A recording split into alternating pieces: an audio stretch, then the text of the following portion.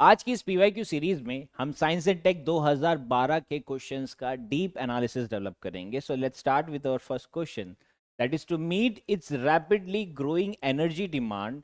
Some opine that India should pursue research and development on thorium as the future of fuel nuclear energy.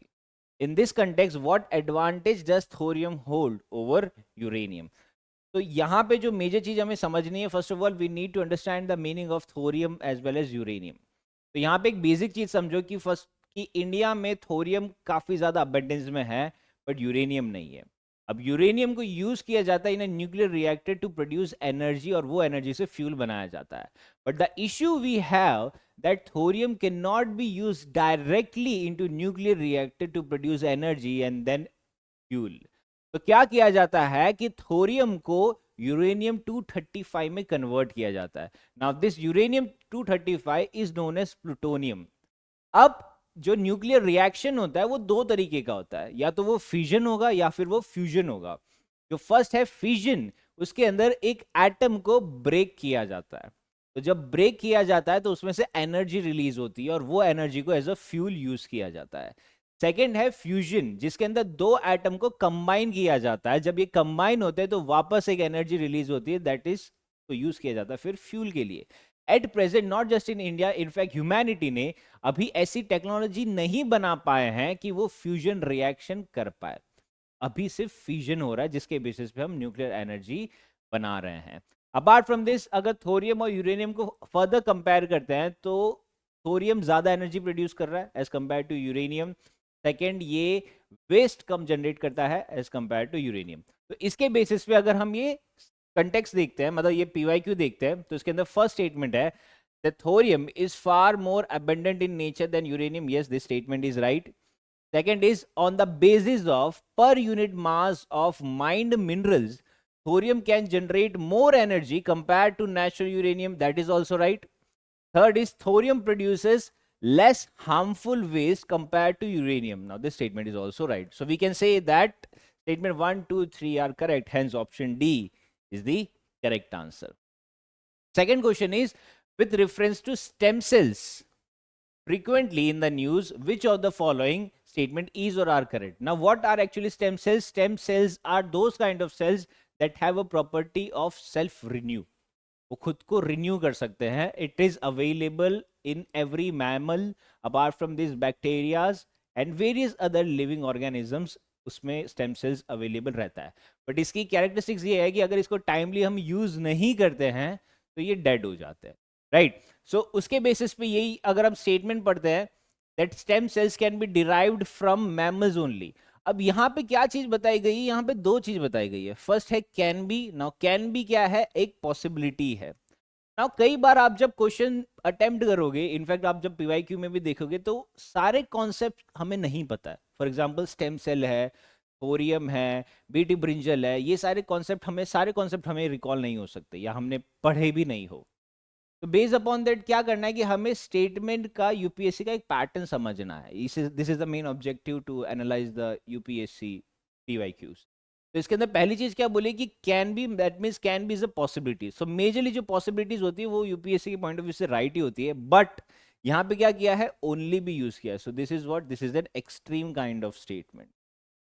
और जैसे हमने discuss किया कि it is not only present in mammals, various organisms may be available as. So hence statement 1 is not correct.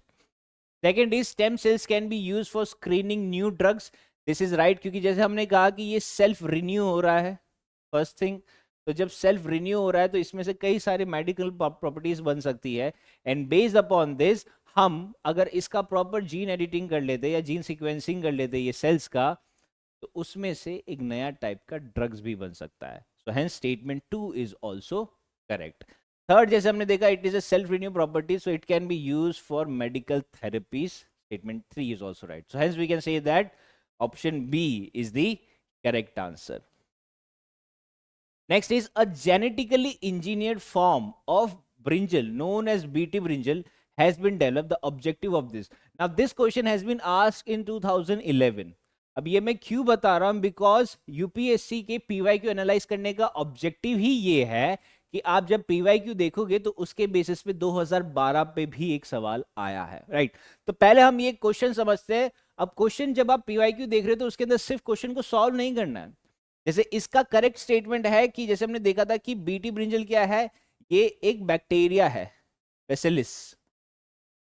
एक बेसिलिस नाम का bacteria है जिसका मेजर काम क्या है कि to make the crops pest resistant, right. तो जो राइट ऑप्शन है वो हमने देखा, but apart from this these were the wrong option जिस पे यूपीएससी ने 2012 पे सवाल पूछा है, राइट।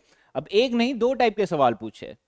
तो जैसे अगर हम पहला सवाल देखते हैं जिसके अंदर it is related to BT brinjal, जहां पे मेजर चीज ये पूछी गई है कि what are the reason for the people's resistance to the introduction of BT brinjal. तो यहाँ पे हमें बीटी ब्रिंजल का मतलब पता है, बट अगर हम उसका एक सिमिलैरिटी देखते हैं, जैसे यहाँ पे मेजर चीज क्या है कि आप अगर उसके स्टेटमेंट्स देखोगे जो इनकरेक्ट थे, that to improve the taste and nutritive qualities, to make it drought resistant, to make its shelf life longer. Now these were the incorrect statement जो 2011 में दिए थे, बट अगर हम 2012 के ये क्वेश्चन में देखते हैं तो ये सेम स्टेटमेंट यहाँ पे दिए गए हैं। First is to increase the shelf life, to enable them to withstand drought and to increase the nutritive value of the produce. But यहाँ पे क्या किया है कि वो कंटेक्स्ट का टॉपिक चेंज कर दिया है। पहले था BT brinjal, now this time it is genetically engineered plants. तो दोनों में ही डिफरेंस है। बीटी ब्रिंजल क्या है कि एक बैक्टीरिया से यूज किया जाता है कि उसको पेस्ट रेजिस्टेंट बनाया जाए जो सॉइल में होता है, बट जेनेटिकल इंजीनियर में क्या होता है कि वो क्रॉप के जीन्स में चेंजेस कर दिया जाता है। वो जीन्स में चेंज करने से क्या होगा कि वो ड्रॉट से रेजिस्टेंट आ पाएगा, उसकी न्यूट्रिटिव वैल्यू भी इंक्रीज हो जाएगी एंड उसकी शेल्फ लाइफ भी इंक्रीज हो जाएगी, राइट। एंड बट ये उसको photosynthesis in spaceship and space station पे नहीं होगा, so this statement is not correct. Hence statement इसका आंसर है 1, 2 and 4, that is option C. But अगर हम वापस बीटी ब्रिंजल वाले क्वेश्चन पे जाते हैं जो 2012 में पूछा गया है, इसके अंदर ये पूछा है कि what were the reason for the people's resistance to the introduction of BT brinjal in India, कि ये इंडिया में लाने का रेजिस्टेंस था क्या। फर्स्ट है that BT brinjal has been created by inserting a gene from soil fungus। अब जैसे हमने ये देखा कि ये फंगस से नहीं बना है, ये एक बैक्टीरिया से बना है, that is bacillus। सेकंड, तो first statement is obviously wrong हो गया। Second statement, the seeds of BT brinjal are terminator seeds. अब टर्मिनेटर सीड्स क्या होते हैं कि कई बार प्राइवेट कंपनीज ऐसे सीड्स बनाती है कि वो सीड में से प्लांट ग्रो हुआ और वो प्लांट के जो सीड्स आएंगे, जैसे हर एक नया प्लांट जब उगता है तो वो सीड्स देता है, तो वो सीड्स वर इनफर्टाइल होते हैं ताकि वो फोर्स करते हैं फार्मर्स को कि वो वापस नए सीड परचेस करे। वरना यूजुअली क्या होता है कि मैंने एक प्लांट ग्रो किया, वो प्लांट में से सीड्स आए, वो सीड्स को मैंने रीप्लांट कर सकता हूँ, right. So that was the property of BT brinjal, hence they are not the terminated seeds. So option statement 2 is also incorrect. Third is there has been an apprehension that the consumption of BT brinjal may have adverse impact on health. This is a very right statement because this is the major reason क्यों BT एक सिर्फ brinjal में ही use किया गया है अभी तक, जो अप्रूव किया गया है फॉर पब्लिक यूजेस। तो this is the major thing कि देयर इज अ चांसेस कि वो कुछ हेल्थ पे नेगेटिव इंपैक्ट कर सकता है। Fourth is there is some concern that the introduction of BT brinjal may have adverse effect on the biodiversity. That is also right. Why? Because यहाँ पे एक बैक्टीरिया को यूज किया जा रहा है एज अ पेस्ट रेजिस्टेंट।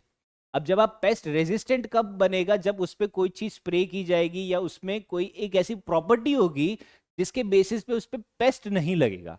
अब paste कब नहीं लगेगा, जब उसको कुछ पॉइजनस लगेगा तो वो पेस्ट नहीं आएगा। अब जब कोई पॉइजनस चीज प्लांट में डाली जा रही है तो देयर आर चांसेस कि वो हमारी हेल्थ को इंपैक्ट करेगा, first thing. And second thing कि वो पॉइजनस चीज सॉइल में जाएगी।